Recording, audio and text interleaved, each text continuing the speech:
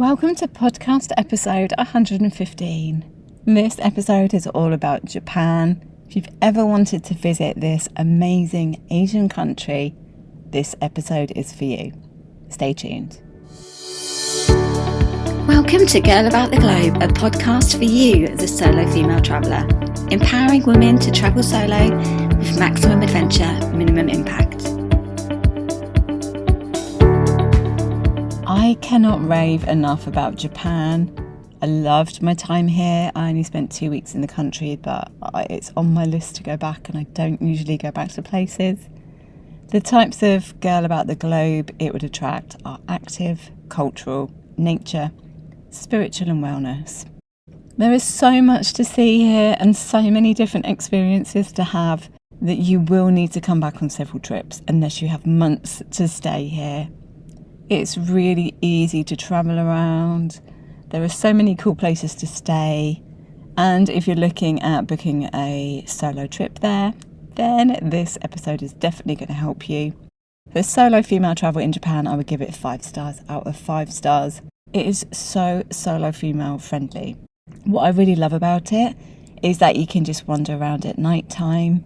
You can jog in a park, no one looks at you. If you need help on the metro, which I did quite a few times, someone is always there to help you. Even though they can't speak English very well, there is Google Translate that does help if you do get into trouble. If you're an active solo, it's a fantastic destination. You can hike the Nakasendo Trail, you can conquer Mount Fuji at sunrise, you can go skiing and hit the slopes in Hokkaido's Winter Wonderland, or you can just cycle through the scenic landscapes of Shikoku's Shimane Keido. Hopefully I'm pronouncing all these correctly. If you're city and sightseeing, then there's so many different cities to choose from, but you can't miss the bustling streets of Tokyo's Shibuya and Shinjuku districts. You can enjoy the culinary wonders of Osaka, which is known for its cuisine, or you can marvel at the modern architecture in Nagoya whilst embracing the fast life, urban lifestyle, and finding moments of tranquility in Japanese gardens and parks. If you only have time for a few cities, I would definitely make it Tokyo, Kyoto, Osaka and Hiroshima. And you can start in Tokyo and fly out of Hiroshima, which is what I did, and then make your way down between the 4. If you're a cultural solo, there's so many temples. There's temples, traditional Japanese tea ceremonies, geisha performances. It's bursting with culture here. You can wander through the traditional streets of Gion in Kyoto and try to spot a geisha, which I wasn't able to do, but it's an amazing area to go through anyway. You can attend a traditional kabuki performance, explore the historic East Grand Shrine, or just join a pottery class in Mashiko. They also do jewellery making classes here as well. But you do need to make sure that you take part in a traditional tea ceremony, which is kind of one unique thing that I've done here. It really helps to immerse yourself in the essence of Japanese culture. And you may develop a love for matcha tea, which I certainly did when I was there. Talking of matcha tea, if you're a foodie solo, you're really going to love Japan. The culinary landscape is from sushi to street food delights in Osaka, or you can explore the ramen capital of Fukuoka. There's also the famous beef. You can join a food tour, try a keisekai dining experience, or you can just master the art of sushi making in a cooking class. I did this, and I'm rubbish at cooking, and I prepared an amazing sushi dish. So if I can do it, anybody can do it. If you love history, for the history solo, Japan is full of temples and shrines, from Hiroshima's poignant Peace Park to Kanazawa's samurai tales and the Edo period charm of Takayama. Japan has just got so much history, especially the ancient wonders of Kyoto, which you definitely have to visit when you're there.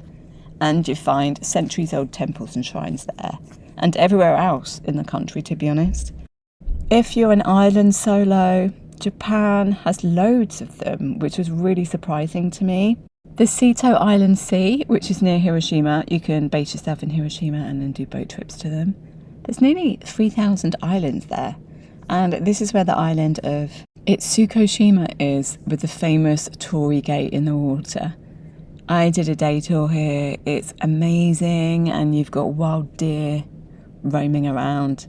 Or you can also head to probably the most famous island, Okinawa, which is known as the Hawaii of Japan. It's meant to have crystal clear waters, beach bars, and there's also Ishigaki, which has a coral wonderland. Or you can explore the underwater caves on Miyakujima, and there's plenty of safe nightlife on the islands too. For the nature solo, you can connect with Japan's serene landscapes such as the lush forests of Yakushima, which is a UNESCO World Heritage Site. You can stroll through the magical Arashiyama Bamboo Grove in Kyoto. That's one of the famous pictures that I saw before I went to Japan. I was so excited to see the bamboo forest. It's really crowded though. Kyoto actually got quite crowded. Or you can wander the trails of Kamikochi, which is in the Japanese Alps, or experience the enchanting beauty of the Ochijuku thatched roof village. If you're techie and you love anime, Japan is obviously the home of anime, then you're going to love it. You can dive into the neon streets of Akihabara, which is their tech and anime district, so make sure that you visit there if you love it. There's themed cafes, virtual reality arcades, and obviously the latest gadgets is Tokyo, for example. There's anime conventions, or you can just be a gamer at one of their gaming centres. For the wellness solo, Japan is really known for its wellness, and you can rejuvenate your mind and body in a stay in traditional ryokan. You can unwind in an onsen, which is basically another word for spa. Or you can just go and practice mindfulness in the temples of Quito, away from the crowds, obviously. But if it's more of a retreat that you need, then you can join a yoga retreat in the landscapes of Okinawa, or you can just learn the art of meditation from Buddhist monks. If you do go in an onsen, the spa, some are naked, so be prepared to leave your swimsuit behind. My tips for Japan, I would say, in regards to experiences, there are so many that you can have in the country. You can watch sumo wrestling, geisha performance, like the sushi making class that I mentioned before. You can do a sake tasting workshop, which I did. You can learn how to fight as a samurai warrior, throw ninja stars, and you don't have to do them all in Tokyo either, because the experiences are spread throughout the country. So you can decide where you want to go, decide on a route, and then see what experiences are in each of those cities or towns. In regards to taxis, I didn't take any taxis there because they are expensive. Instead, you can use the subway system, but you do need a ticket for every single line. The lines are coloured, so if you do need to change lines, then you need to purchase a new ticket at the ticket machine near that particular line. There were so many people to help me on the metro, so if you do get confused, you will get help. And tours, my tip here is always leave enough time if you're meeting tour companies. Get their WhatsApp number the day before, because you may get a little bit lost navigating the metro and which exit. And if you are going into a spa or an onsen, if you have tattoos, you're not allowed to use the spa. So just be aware of that. I do also recommend getting a SIM card. That was the first thing I did when I arrived in Tokyo, and it made my life navigating my way around and connecting with tour companies so much easier. I do recommend getting a SIM card. And it's really easy at the airport. I just paid, and then they inserted my SIM card for me and activated it. The first place to stay in Japan is obviously Tokyo, which is the capital. It's an amazing place for solo female travellers. It's vibrant, it's fun, but it can also be a little bit overwhelming. There are several different neighbourhoods there, and there is a metro system which is really good, and the metro is very extensive, making it easy to get around. Make sure to see the Tokyo Skytree when you're there, which is a must in the city. So not only will it help you get your bearings, but it has an amazing 360-degree view. And it's also a really lovely way to spend an early evening solo. Last entry is at 8 p.m, and I managed to get in just before that and see a jazz band playing on the observation deck. Also, as you enter in Skytree, there's loads of shops and restaurants on the way up to the top too. Just a short walk from the Skytree is Asakusa, which is home to the historic Sensoji Temple, which is one of the city's most famous and oldest temples.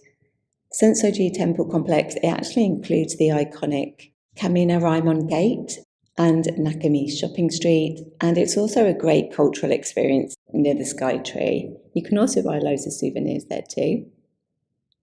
Japan is full of shrines. There's another one in Tokyo which is called the Meiji Shrine. That is located in Shibuya. It's really peaceful and it makes a nice break from the busy Shibuya crossing. If you're into fashion and quirky cafes, you can head to Harajuku. Ginza is also a cool place to go shopping. It's got a lot of luxury shops and modern architecture. And if you're into anime or after some electronics, the area that you want to go to is Akihabara. If you're looking for some nature in the city, there's Uno Park, which is especially beautiful apparently in the cherry blossom season. I wasn't there for that, unfortunately. And then there's also some gardens called Hamurakiku Gardens where you can just have some tranquility. There's a waterfront area with entertainment and shopping called Orebiya, and don't forget to try fresh sushi. You are in Japan after all, at the Tushiki Outer Market. In the evenings, Tokyo is really safe. You can just stroll around the city. You can wander along the back lanes, and you can just stumble across some gem of a restaurant or another market to explore. If you're there at the right month, I was, but I didn't pre-book this, so I missed it. So I do recommend booking this if you want to see it before you go, is watching a sumo wrestling match. If you haven't heard of sumo wrestling, it's a traditional Japanese sport. It dates back centuries. Wrestlers, or rikishi as they're called, they're clad in elaborate belts and they compete in a ring called the doyo. The objective is to force the opponent out of the ring or make any part of their body except for the soles of the feet touch the ground. You can also do tours where you can see the sumos practicing, or you can actually go and watch them have a proper match. If you can't see the wrestling, which I didn't manage to do, you can become a samurai warrior for a few hours instead. So here you learn a bit about the samurai history and how to fight like a warrior. I did this experience and it was so amazing. And then from Tokyo, you can do day trips. So you could base yourself in Tokyo, which I did for a week, and you can do day trips to Mount Fuji or Hakone.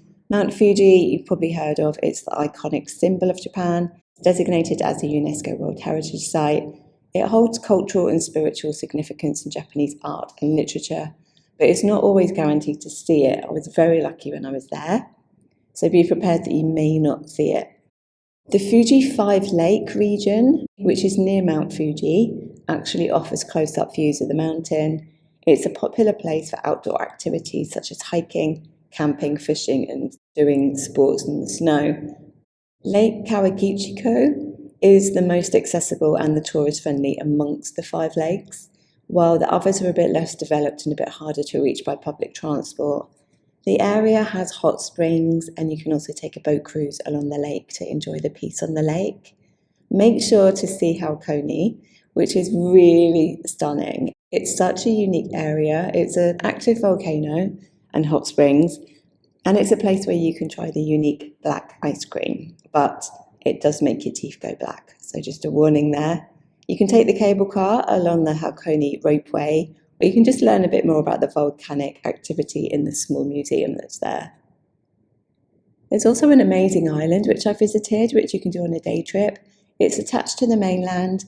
It's called Enoshima Island, and it's home to the second largest Buddha in Japan. There's a beautiful shrine temple on the island called Hochiman Shrine Temple, and then there's also the Hasai Temple. Make sure to walk to the Iowa Caves. It's about a 30-minute walk from the temple. You have to go down the steps and then back up the steps. But it's so cool. They give you a candle and you just walk into the cave, and you can actually see some of Japan's mythology by candlelight. Moving down the country from Tokyo is Kyoto, which is one for the cultural girl about the globe. This city is smaller than Tokyo, so it is easier to travel around, but it does attract the tourists. So be prepared for it to be busy. I did not expect it to be so crowded when I went. The biggest attraction here has to be the Fushimi Inari Shrine, which is known for its beautiful torii gates that you can wander through. You can explore the site on your own or join a tour with a guide. who will explain the history. It's also a great place to try the Wagyu beef, if you've heard of that. You can buy Wagyu beef in restaurants, but it is expensive. So I actually bought mine on a skewer for £5 from one of the sellers in the entrance of the temple.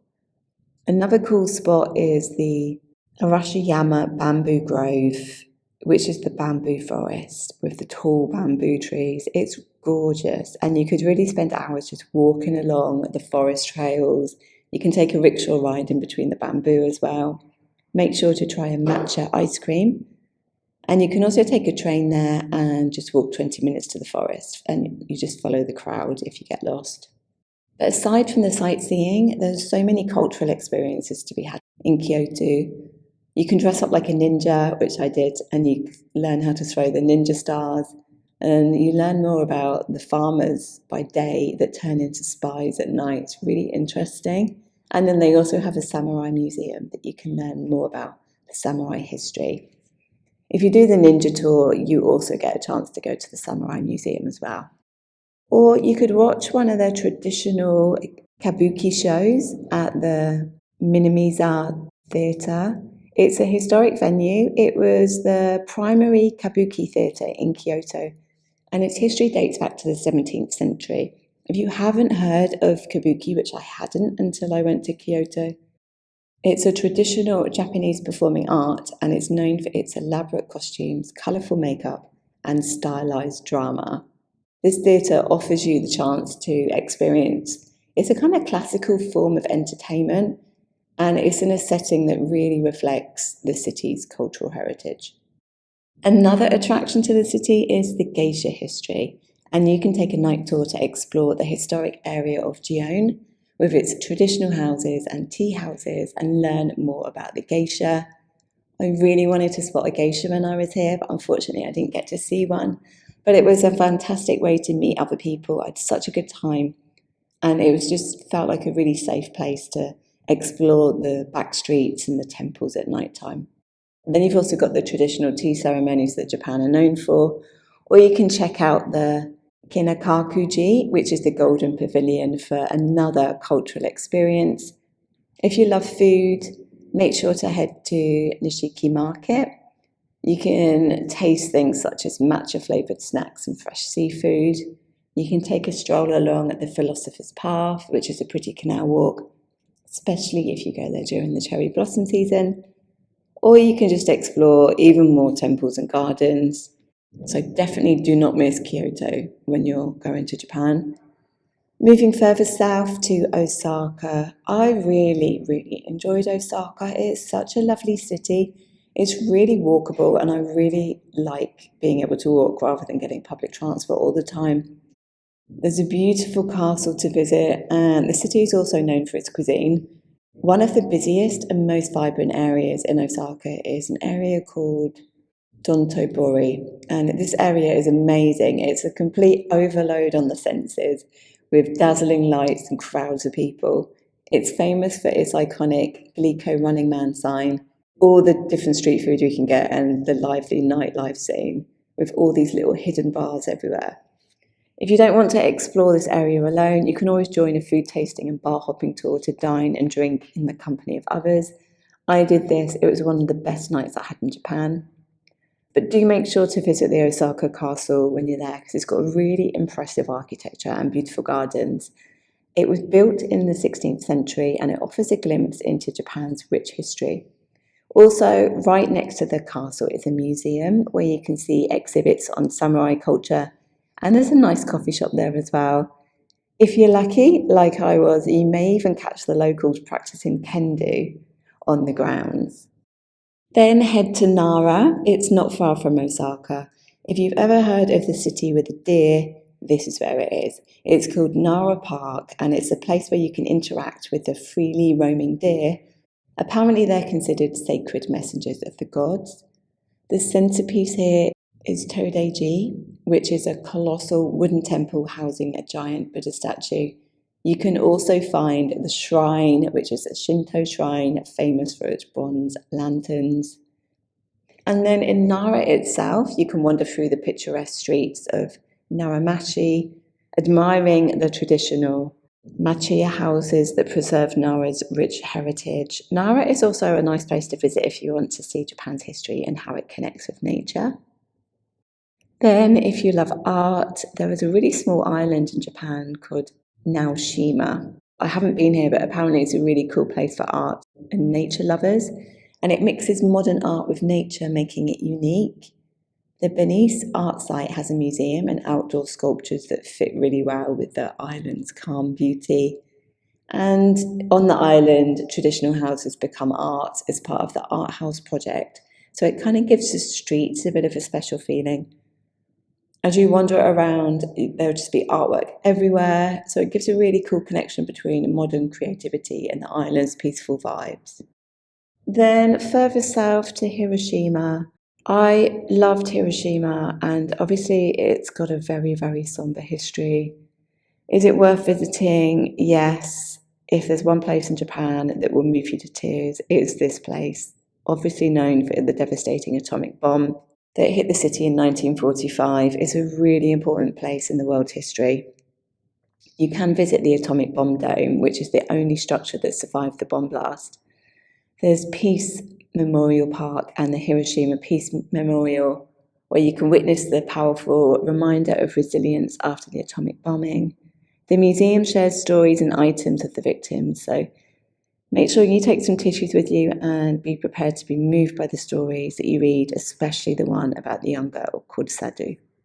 Hiroshima is actually a mountainous city, and you can get a really great view of the city from Futaba Mountain, where you can do a tour and have a tea ceremony. I did this and I tried forest bathing for the first time.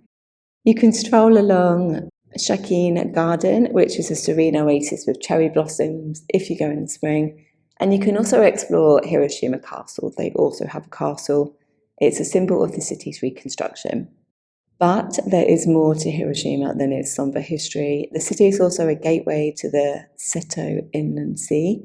It has more than 700 islands, which I did not know until I was here. One of the islands that you can visit, and you have to visit, is Miyajima Island. It's one of the most beautiful spots in Japan that I've come across so far. It's famous for its iconic floating torii gate. It looks like it's floating, and there are 700 friendly deer that roam around. So if you don't get a chance to go to Nara, just go to this island instead, because you are going to see deer. I visited in September when there was a low tide, so the torii gate didn't look like it was floating, but it was still spectacular. And it's only a 30-minute ferry ride from Hiroshima. There's another island nearby called Yakushima, which is a special island. It's like a nature wonderland. It's great if you love nature. It's famous for its old cedar trees. One of them, Jumo-Sigi, is 7,200 years old. And the island is even on the UNESCO World Heritage List. So you can explore the green forest of Shiratani Unsaniko Ravine. I hope I'm pronouncing these correctly. You can walk along its hiking paths and past waterfalls. They've even got hot springs there as well. Visiting Yakushima, which I haven't done yet, but apparently it's like stepping into a magical world full of ancient trees and peaceful scenery. So it's meant to be the perfect combination for some relaxation and self-reflection. The final place that I recommend in Japan for solo female travellers is Okinawa. Japan has many special places, and Okinawa is another one of those places. It's renowned for longevity and its relaxed lifestyle. It offers a blend of tradition and modernity with a unique culture, stunning landscapes, and a historic significance. The Shuri Castle, a UNESCO World Heritage Site, reflects the region's rich history, and it's a must-visit for history enthusiasts. Okinawa's pristine beaches and coral reefs make it a really good attraction for sun seekers and if you like diving. There's also bustling markets. You can try their local cuisine, including the famous Okinawa soba and Goya chapura. There's traditional dance and music performances which provide a glimpse into Okinawa's distinctive cultural heritage. And the island actually has a subtropical climate, so it's perfect to visit at any time of the year, especially if you love nature, history, and the ocean. I travelled around Japan independently, and it did take a lot of planning because there's so much to see and do. Tours are a great way to meet like-minded people, and they really take the stress out of your planning your trip, especially if your time is limited. So if you don't feel like planning your trip and you want to go on a tour instead, then I recommend G Adventures. They've got an iconic one where you can start from 6 days traveling from Tokyo to Kyoto, or you can spend 12 days visiting all of the iconic spots. I've personally used G Adventures, and I recommend them for solo female travellers of all ages. True Travels also offer tours to Japan. They're more budget tours for the backpackers. They've got a Legend of Japan tour, which is over 12 days. It starts and ends in Tokyo. And their tours attract a lot of solo travellers. Then there's day tours. I recommend Get Your Guide. I use these. So you can book your day tours to Mount Fuji and Hakone. You can take your day trip to Enoshima Island or day trips in Kyoto. You can also book your samurai and ninja experiences through there as well. There's also a platform which is really popular in Asia called Klook, which is spelled Klook. It's similar to Get Your Guide. I did book a couple of tours with Klook. One of the ones that I ended up on actually was a Chinese speaking tour. So just be very careful if you are booking one through Klook. I do recommend Get Your Guide. Places to stay in Japan. There's so many different places to stay, but the accommodation isn't cheap. Japan is known for its capsule hostels, which are like these small pods in one big room. So there's multiple pods, and then you have a shared bathroom and a common room. If you're adventurous enough to try one, they will definitely save you money on accommodation. I did stay in a couple. I stayed in one Japanese style one in Osaka, and then just a normal pod in Tokyo, and they're really fun. And I do think that if you're out all day anyway and you're sightseeing, you just need to sleep in it at the end of the night, so it's fine. They also have traditional inns called ryokans, where you can experience Japanese culture. They've got hotels that come in all different types, from budget friendly, even though they're still not particularly budget, to the fancy one in the big cities. Be prepared that you don't get a lot of floor space. So even expensive hotels have small hotel rooms. And Minshuku is like a cozy home that you can stay in, especially in the countryside. They also have hostels, which are for budget solos, if you don't mind sharing a room. They have guest houses that are quite relaxed and good places to stay. And if you are looking for luxury, there are high-end resorts and inns with top-notch service in beautiful spots. I've actually included all the places that I stayed on the Solo Travel in Japan guide. Best time to go, obviously, if you want to go for the cherry blossom season, then you do want to go during the spring, which is March to May. That's when the country is blooming with the beautiful pink and white flowers. The weather's generally mild and the temperatures are quite pleasant at that time. Summer, which is June to August, can be hot and humid. Temperatures often go over 30 degrees. This is also the rainy season, especially in June and July, but the summer is a really good time for beach activities and festivals. And then there's autumn, which is September to November. That's also a popular time to visit. That's when I visited. The weather is a bit cooler and the foliage is stunning with vibrant reds and orange colours. September is also the typhoon season, so just be aware of potential weather disruptions. The winter in Japan, which is December to February, it can be cold, especially in the northern regions. I don't know if you've seen a video, but they do have snow monkeys in Japan, which I would love to go back and see. So it can get really cold in Japan, and visiting during the winter is a really good time for winter sports, especially in places such as Hokkaido. Tokyo and Kyoto experience milder winters, but they do have winter illuminations and obviously the hot springs and different seasonal foods, so winter is still a unique time to visit. Getting around Japan, I don't recommend taking taxis. They are expensive. Instead, you can use the subway system, but be prepared that you need to buy a separate ticket for each line. So if you do need to change, you will need to purchase a new ticket at the ticket machine near that particular coloured line.